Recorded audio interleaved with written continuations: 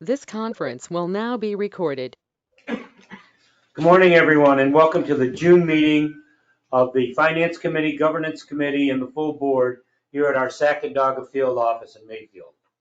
For members of the public attending remotely, we ask that you please close other programs on your computer or phone, silence your cell phone, and mute your audio when not speaking. Agendas for today's meeting are available at hrbrrd.ny.gov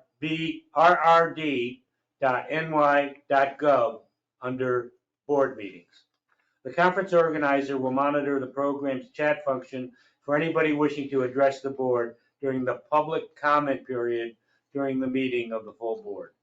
For anyone wishing to address the board, kindly use the chat function or email brao@hrbrrd.ny.gov or simply speak up during the public comment period during the full board meeting. I now hand things over to the chair of the Governance Committee, Mr. Candido, where our first order of business is the Pledge of Allegiance. I pledge allegiance to the flag of the United States of America and to the republic for which it stands, one nation, under God, indivisible, with liberty and justice for all.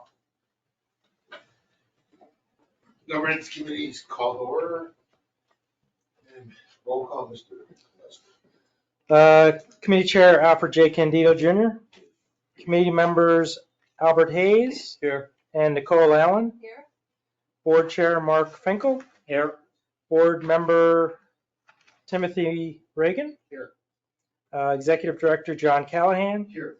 General Counsel Robert Leslie here, Chief Engineer Robert Fultan, Here. Chief Fiscal Officer Timothy Minicha, Here. and the Director of Administrative Services Stephanie Rizicki. Here. Mr. Byrd and Mr. DeWitt are excused. No, can you guys hear me? I'm here, but I can't see you. And everybody is accounted for. And I think we've heard audio from Mr. Byrd. This is a good time probably to remind him that he's not voting today. Okay. Mr. Byrd is on video feed, but as he was not noticed, I can hear you, but I and he's can't. not in this committee meeting, not on this committee in any case. But as a member of the board, you can participate, but your vote will not be counted.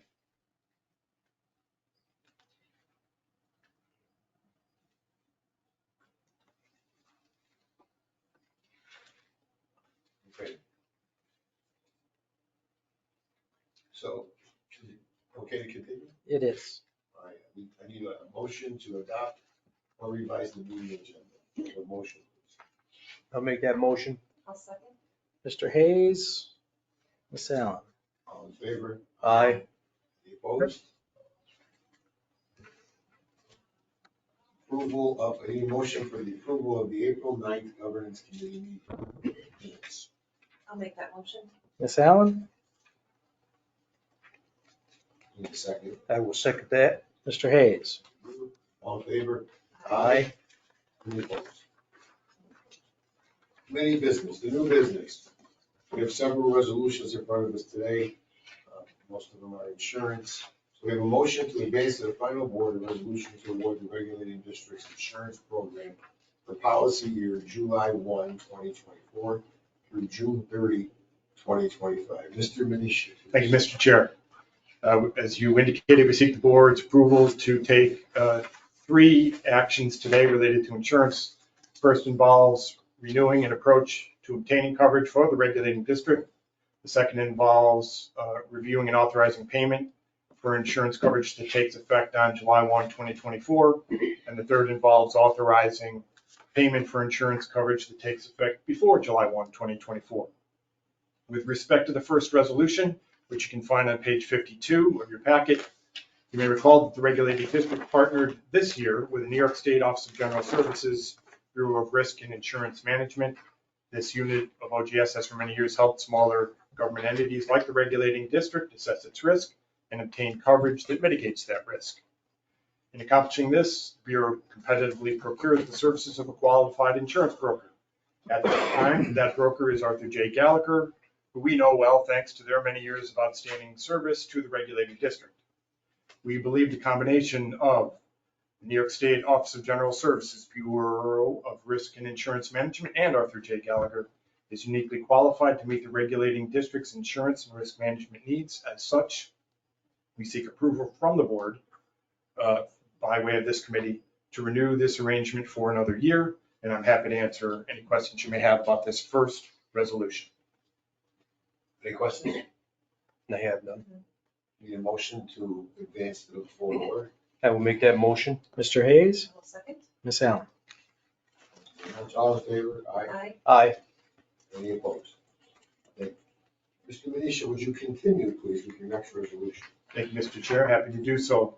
While the vast majority of the coverage is quite similar to what the regulating district has obtained in recent years, there is one meaningful difference this year, and that pertains to the regulating district's acquisition of Stillwater Hydro. We've worked very closely with our OGS Brim colleagues and Arthur J. Gallagher to assess the risk to the regulating district of owning the plant.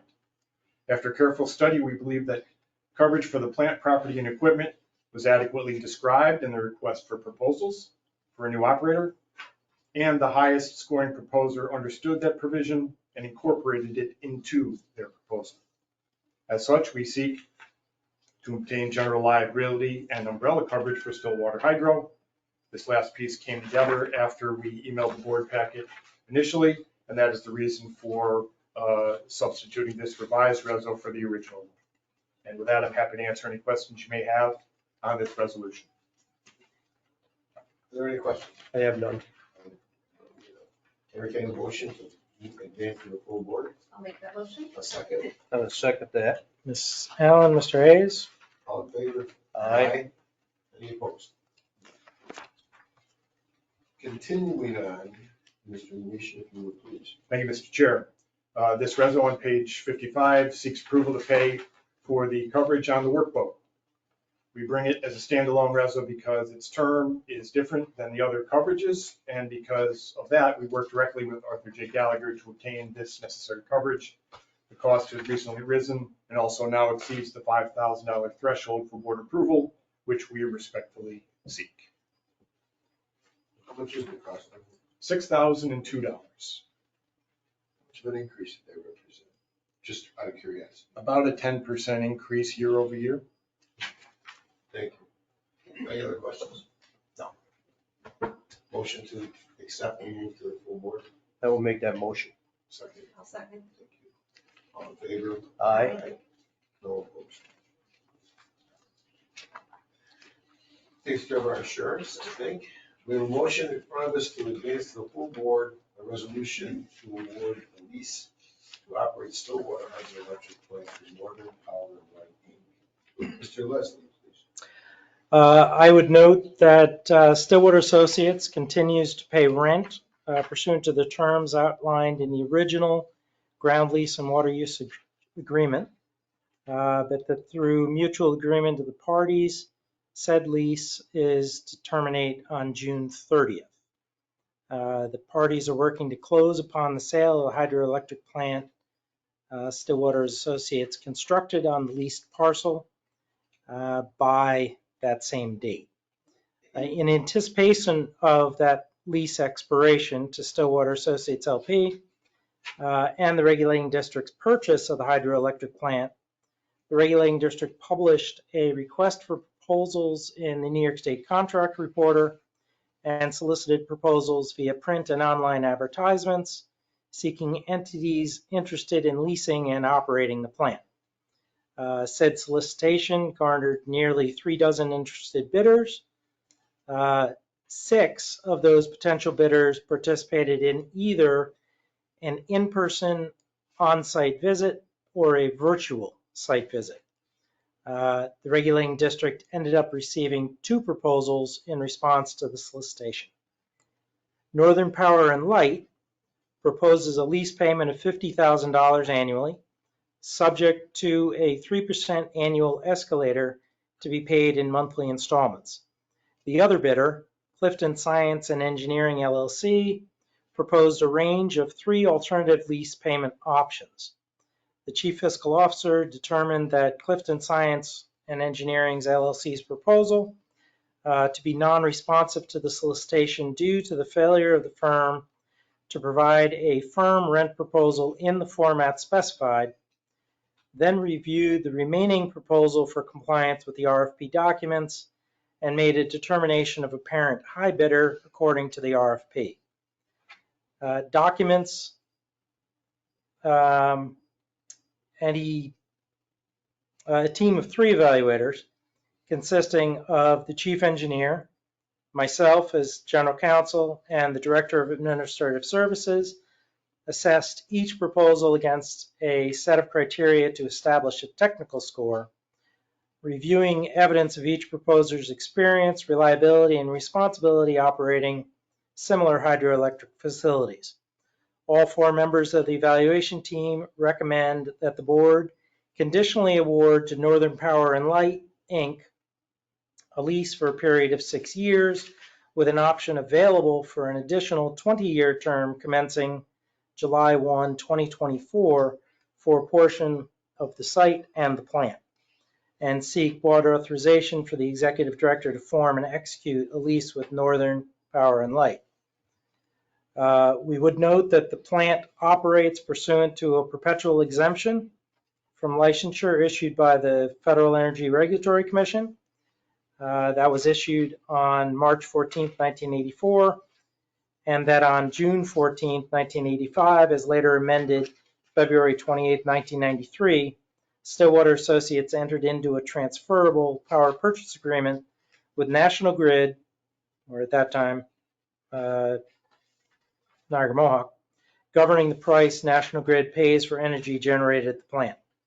The evaluation team seeks authority to facilitate a transfer of the power purchase agreement between National Grid and Stillwater Associates to Northern Power and Light, Inc., and authority to alert the Commission, FERC, to the new operator of the exempt facility. Would note that the agreement with MP&L will be subject to review and approval by the New York State Attorney General. So basically what we're looking for the committee to do is advance to the full board and recommend approval of a resolution conditionally awarding the lease and operation of the hydroelectric facility at Stillwater to Northern Power and Light, authorizing the executive director to form a lease for the portion of the site for a period of 6 years with an option available for an additional 20-year term commencing July 1st for a payment of $50,000 annually, subject to the 3% escalator, and that to be paid in monthly installments. John, do you want to add anything to that? Yeah, just to commend, I think, so many of the staff here that participated in both the evaluation of this proposal, but to also thank everyone that took a laboring oar on the process generally over the last few years, not the least of whom was learned counsel. We look at this as the culmination of a lot of effort, a lot of negotiation, beginning with Stillwater Associates to bring that matter to a successful resolution, but also this RFP process where we had to check all the boxes in terms of compliance with state procurement law. We also had some assistance from our colleagues at New York Power Authority to review that, make sure we're on the right track. And then again, just to thank Mr. Leslie for his work on this and the rest of the team here on the executive staff. A really good team effort.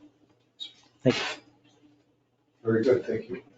Well, one question, and maybe it's just I'm not getting it. Do we receive any revenue from the electricity that's generated, or this is strictly the ground lease? This is strictly the ground lease, the lease of the site and the plant, with the expectation that we will definitely be paid $50,000 plus whatever the 3% escalator is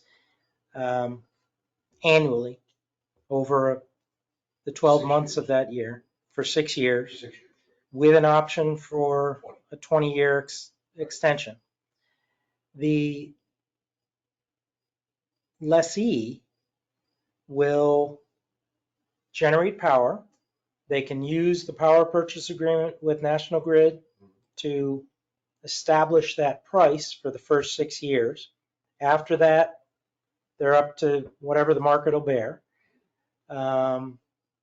NP&L put together a proposal that will use the existing contract with National Grid for that first 6 years.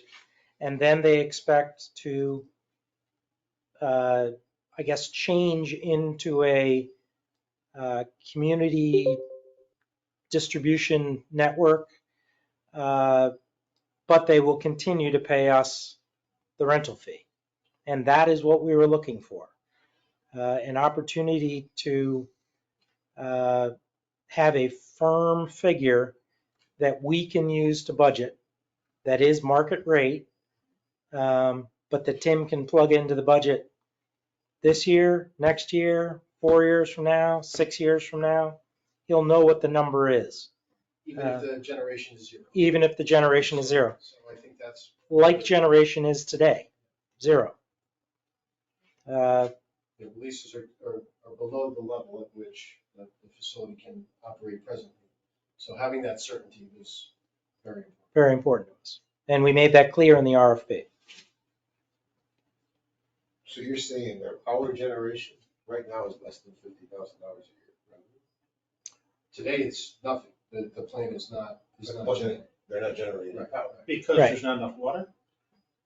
Correct. Because I don't want to speak for the chief engineer, he's sitting right next to me, but the time of year and the current water level is such that the release is under the level at which the plant can run. Right. Is that right? He just doesn't want to talk to that lady up at Certain Beaver. mechanical limitations.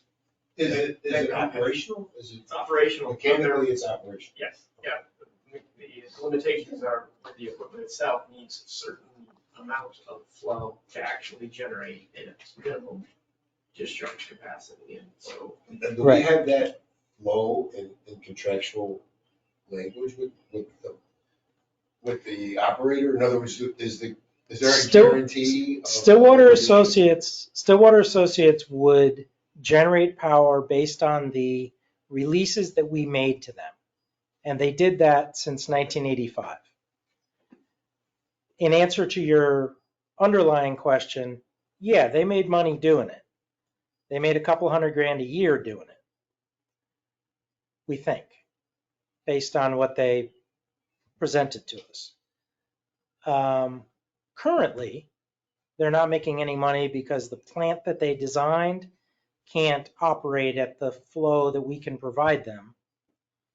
But we fully expect as soon as it rains that they will be able to generate again, and they'll be able to do so through June 30th. The new operator that would come in will also generate based on what we provide them. And there is no restriction in a general plan or from DEC or from under our FERC exemption indicating that there would be any restriction on the amount of water that Rob releases. All water that we release goes through the plant and they use to generate. And we're not bound to provide them with a certain amount of release. Correct. That is correct. If I could note that committee member DeWitt arrived at 10:19, entering the discussion and prepared to vote. Yeah, we were just going over the hydro. Stillwater. Rob, are they still, has New York still got that non-utility co-generator, guaranteed 4 cents or whatever it was, coming from the state? Is that still in effect, or is that gone? So I don't know the answer to that question, but there is under the purchase power agreement for the next 6 years, based on generation, I think it is currently 8.4 cents. And after a certain number of kilowatts, will jump to 9 cents per kilowatt hour. That currently Stillwater Associates has in the purchase power agreement with National Grid. Once that goes away, once that purchase power agreement expires, it'll be market rate. And I don't know how to calculate what that rate will be at the end of this 6-year term, which has made this negotiation and, made a negotiation with Stillwater to extend beyond June 30th very difficult, and made it a little bit tricky to figure out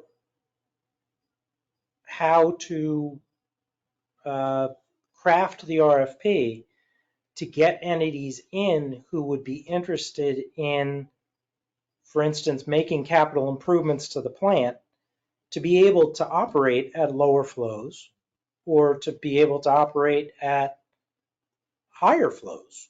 So, and I think the points Rob is making, I think, underscores the idea that the application assumes a lot of risk coming in here. So it's not guaranteed any water.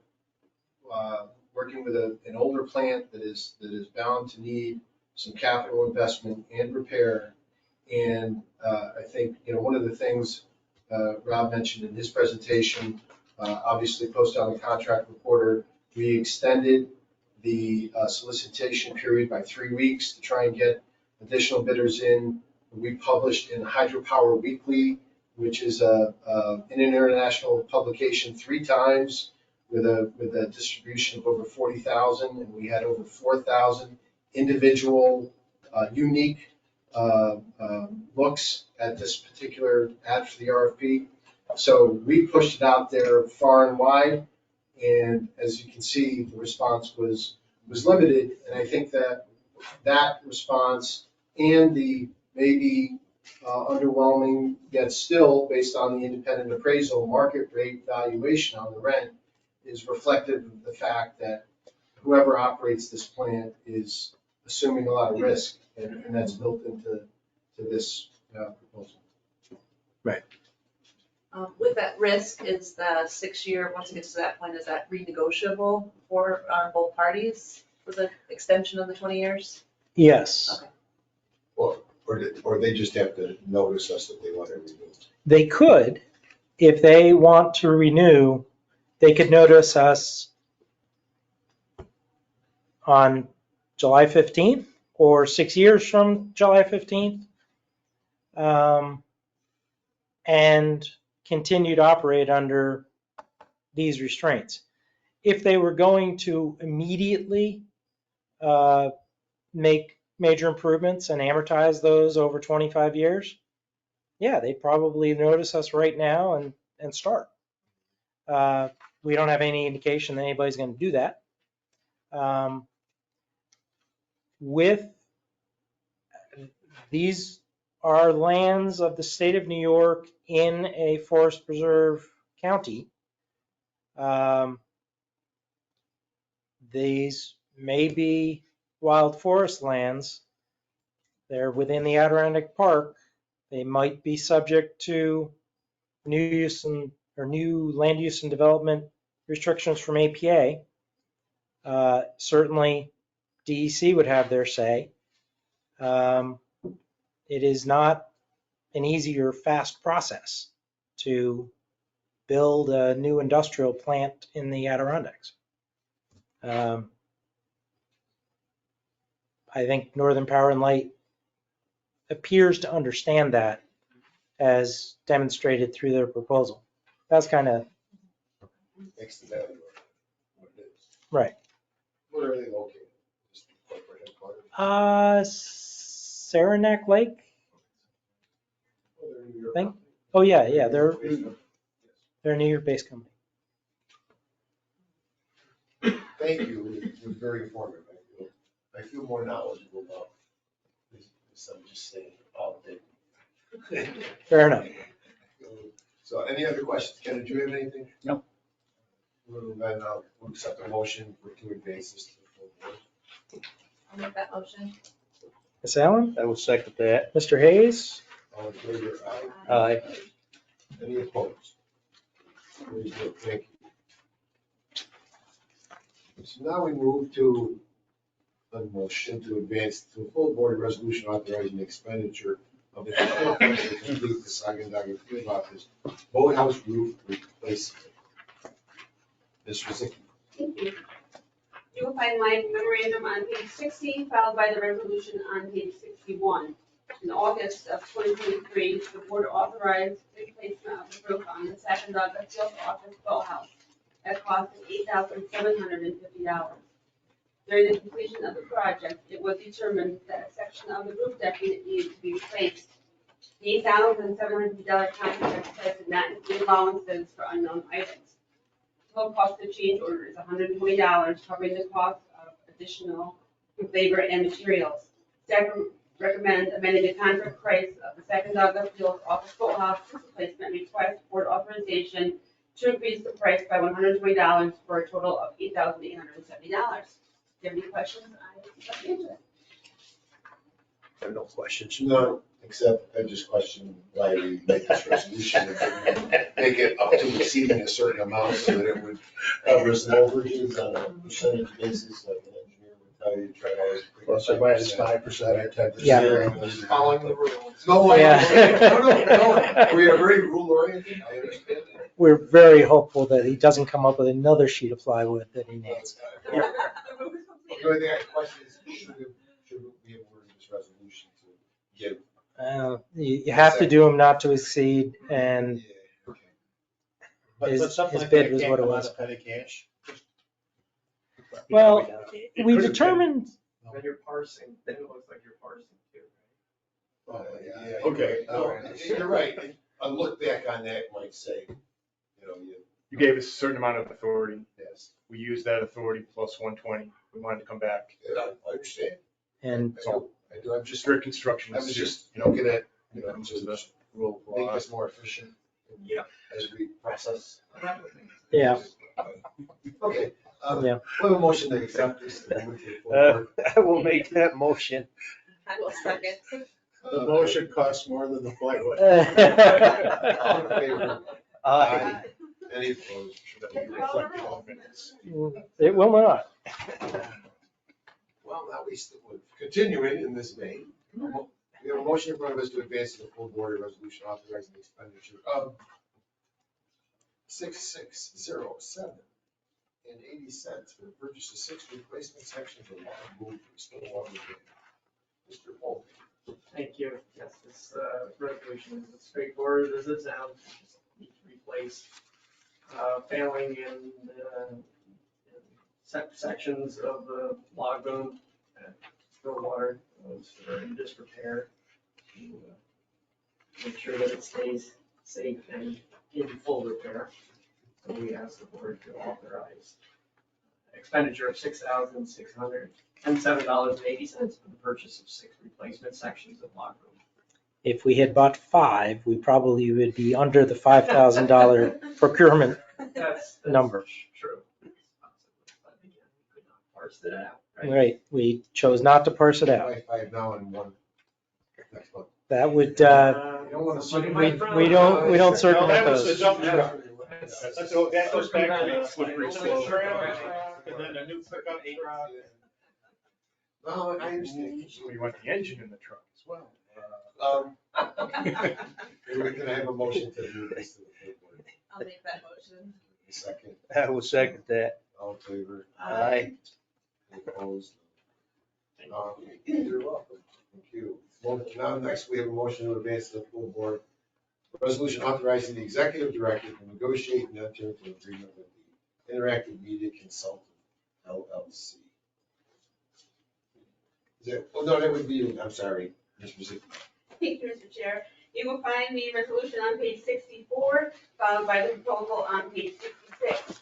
I INC is the vendor that we utilize for our access renewals, as well as our database system. This contract represents the same work we've been using her for the past several years. We just need a new contract for the upcoming year. Any questions, I will answer them. If not, definitely appreciate your approval. I have none. Any questions? No, I have none. I have a motion to accept and move to the full board. I will make that motion. I will second. All in favor? Aye. Any opposed? Thank you. And finally, we have a motion to advance the full board resolution authorizing the executive director to enter into an agreement, the April 2023 agreement. Amendment, I'm sorry, I misread it. Into an amendment to the April 2023 agreement with LogicNet for information technology services. Mr. Manish. Thank you, Mr. Chair. You may recall that we sought approval to enter into this agreement with LogicNet in April, as you stated. Since then, the regulating district has undergone security over critical systems audit conducted by the State Controller's Office, participated in 2 New York State cyber surveys, and implemented numerous recommendations to strengthen the regulating district's defenses against bad actors. We bring this reso to you as it grows from additional recommendations from LogicNet that pertain to cybersecurity and a review of the regulating district's information and communications technology infrastructure, some of which is H. We ask approval to amend the April 2023 agreement to add a small monthly addition, as well as make one-time purchases of hardware. These recommendations were received and reviewed in time for the funds to be included in the budget proposal that will be before you shortly. And I'm happy to answer any questions you have, and thank you for your consideration of this resolution. Any questions? No. Motion to accept and move to the full board. I'll make that motion. Thank you. I will second Down, that. Mr. Hayes. Thank you. All in favor, aye? Aye. Any opposed? With that, all resolutions have been taken care of, so I believe the committee stands adjourned. Mr. Chairman. Thank you. That was a big agenda. Thanks a lot. Next, going to call on Chairman DeWitt for the Finance Committee meeting. I'd like to call the Finance Committee meeting to order. Roll call, Mr. Leslie. We're at 10:33. Shoot, hold on a second. It's not that one, it's this one. 10:33, all right. Committee Chair Ken DeWitt. Here. Committee members Albert Hayes Here. and Timothy Reagan. Board Chair Mark Finkel. Here. Board members Richard Byrd. Here. Alfred J. Candido Jr. Here. Nicole Allen. Here. Executive Director John Callahan.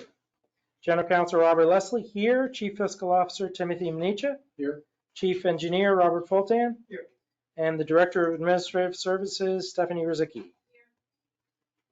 All are accounted for. Thank you. A motion to adopt a revised meeting agenda. I will make that motion. I'll second it. All in favor? Mr. Aye. Hayes, Mr. Reagan. Approved. Approval of May 14th, 2024 Financial Committee meeting minutes. I'll make that motion. Mr. Reagan, I will second that. Mr. Hayes. All in favor? Aye. Any opposed? Committee business, new business. Motion to advance to the full board and recommend adoption of a budget for the Hudson River Black River Regulating District for the period July 1, 2024 through June 30th, 2027, and fourth year projected financial plan for the period July 1, 2027 through June 30th, 2028. Mr. Minutia. Thank you, Mr. Chair. I'm pleased to present for the committee's review a multi-year financial plan that includes 3 proposed budgets for the July 1, 2024 to June 30, 2027 cycle. The budget document itself begins on page 4 of your packet. It represents a truly collaborative effort to describe where the regulating district has been and where it can go over the next 3 fiscal years. I am grateful for the numerous contributions my colleagues have made in getting us to this beneficial position. Let me kick off what I consider to be the highlights before answering all the questions you have. Generally speaking, the highlights are going to largely seek to describe what is illustrated within the document, starting on with the graph on page 9.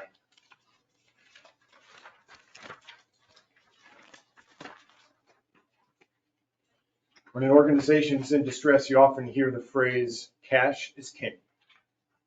At the worst of times, when many of you and many of my colleagues here were working tirelessly, not just to keep the water on the right side of the wall, but also to keep the lights on, there was not a lot of cash on hand, as this graph illustrates. Regulating district is about to end nearly a decade of growing cash and investment balances, and that run would have continued this year had we not chosen to finance the Hawkinsville Dam rehabilitation with cash, thus avoiding decades worth of annual debt service payments. We have also paid nearly $2.4 million to the firms working on the Indian Lake Dam rehabilitation while we move through the process of obtaining financing from the New York State Environmental Facilities Corporation. This improvement in cash coincides with a dramatic improvement in the regulating district's net position. What was once calculated at a negative $10 million was a negative $2 million at the end of the last fiscal year. None of this improvement would have been possible without extraordinary support from the leaders of New York State government over the last 4 years. The assumption of the regulating district's responsibility for making school and municipal real property tax payments allowed it to temporarily eliminate a long-standing structural deficit. Prudence requires me to qualify that statement because, as we all know around this table, some of that progress has been taken by Erie Boulevard Hydropower when it stopped paying for benefits it continues to receive from the Conklinville Dam. In addition to this reduction in operating expenses, the regulating district is also the beneficiary of nearly $70 million in infrastructure investment from the state. We are grateful to the administrations of Governors Hochul and Governor Cuomo, the leaders of both houses of the legislature, those senators and assembly members, including the former executive director of this organization, who tirelessly advocate on behalf of the regulating district. We're also indebted to the enthusiastic supporters outside state government for their boundless energy and support. All of this permits us to recommend to you budgets for the next 3 fiscal years that will reduce the assessment in the Hudson River area by 17.3% and hold the increase in the assessment in the Black River area to 10.1%, a figure that is consistent with growth at recent levels of inflation. Last but certainly not least, as was the case during the budget cycle that ends next week, we are recommending no change in the fees for those holding access permits around the Sacandaga Lake. Historic investments in infrastructure and a reduction in assessments in dollar amount or percent increase may sound too good to be true. If you're feeling like you need to pinch yourself, please go right ahead. I can assure you that there were neither smoke nor mirrors used in crafting these budgets, just time, energy, and the best pencil sharpener money can buy. One final thought. As pleased as we are to bring these budgets to you, we know there will always be more to do. And with your continued support, we look forward to doing more each and every day. I pause now to welcome your questions about the proposed budgets before you take up the budget resolution, which you can find on page 29 of your packet. Anybody have any questions or comments? Very thorough and wonderful job by the staff and yourself. Team effort. Commend you. Thank you for the comments. If there's one thing, we keep the permit fees the same. Never want to raise them again. Not in the next 3 years, certainly. Yeah. So if there are, Yeah, nobody turned the permits back though, did they? Probably not. Had an inch of the grazing. But you had to be there. Don't imagine. so can I have a motion? I'd make that motion. I'll second it. Mr. Hayes, Mr. Reagan. Forgot that we had to do that. All in favor? Aye. Opposed? Motion to advance. Motion to advance to the full board and recommend adoption of the July 1, 2024 through June 30th, 2025 Black River Area Assessment. Mr. Mnuchin. Thank you, Mr. Chair. Environmental Conservation Law, Title 21, Sections 15-2123 and 15-2125 empowers the board to annually prepare a statement showing the name of each public corporation and a description of each parcel of real estate benefited by such reservoir and the amount of operation and maintenance charges to be borne by each as determined in the apportionment. In this first of four resolutions, which starts with assessment statements on page 32 and includes the resolution on page 38, we ask the board to approve the annual assessment for storage reservoirs for the Black River watershed for the first year of the budget period beginning July 1, 2024, in the total amount of $1,257,019. 5 counties in the Black River area pay 7.18% of this amount, and hydroelectric producers cover the remaining 92.82%. And I'm happy to answer any questions anyone has. I have none. I'll make that motion. Second, I'll Mr. second Reagan, that. Mr. Hayes. all in favor? Aye. Opposed? Motion advanced. Motion to advance to the full board and recommend adoption of the July 1, 2024 through June 30th, 2025 Black River Area New York State Share. Mr. Mnuchin. Thank you, Mr. Chair. In this second resolution, which starts with the assessment statement on page 39 and includes the resolution on page 41, we ask the board to approve the state share for storage reservoirs for the Black River watershed for the first year of the budget period beginning July 1, 2024, in the total amount of $742,188. We arrive at this number a little bit indirectly after calculating the state share for the Hudson River area, and I'll elaborate on that calculation when we get to that resolution in just a few minutes.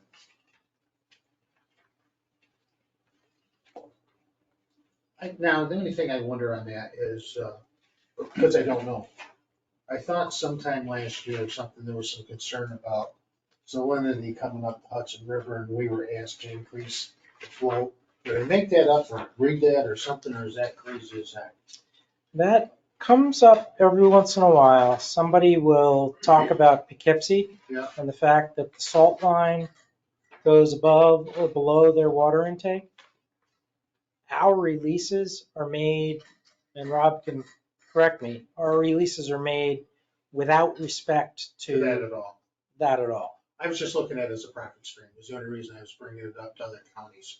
Is there an opportunity to pass on additional costs to lower it for the, that's the only reason why I brought it up. So, Statutorily, there are a limited number of counties to whom we could sell water. And I think what they anticipated was piping that water to those places as opposed to flood simply that through the river. making releases in the river. I would just also note, Mr. Fulton and I have participated in a working group facilitated by DEC, comprised of the Hudson 7, which is a group of municipal water users downstream on the Hudson.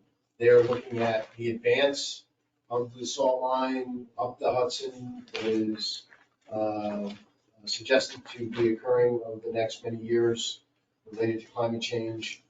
But our participation in that has been primarily just to provide data and any information. Yeah, the only reason why I was thinking about that is that we're not getting money for the hydro.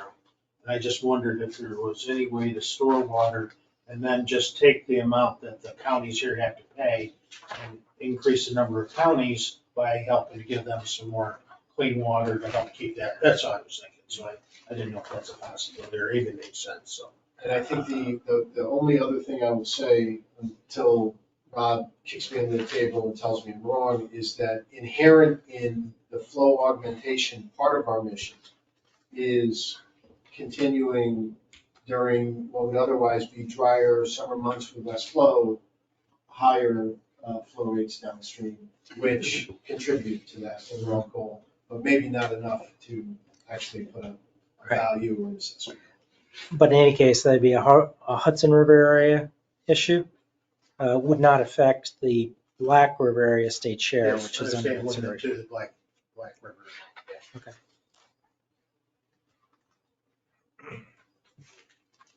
Can I have a motion? I make that motion. Second. I will second that. Mr. All Reagan, in Mr. favor? Hayes. Unless it was your turn. Unless it was your turn. No motion. All in favor? Aye. Anyone opposing that? Motion approved. Motion to advance the school board and recommend adoption of the July 1, 2024 through June 30th, 2025 Hudson River Area Assessment. Thank you, Mr. Chair. In this third resolution, which starts with the assessment statement on page 42 and includes the resolution on page 44, we ask the board to approve the annual assessment for storage reservoirs for the Hudson River watershed for the first year of the budget period beginning July 1, 2024, in the total amount of $2,576,526. This represents 77.82% of the costs approved by the board for fiscal year 2024-25 after deducting non-assessment revenue. This percentage was agreed to in the Hudson River area apportionment back in 2013. Any questions? No. Can I have a motion? I will make that motion. Second it. All in favor? Aye. Aye. Opposed? Motion approved.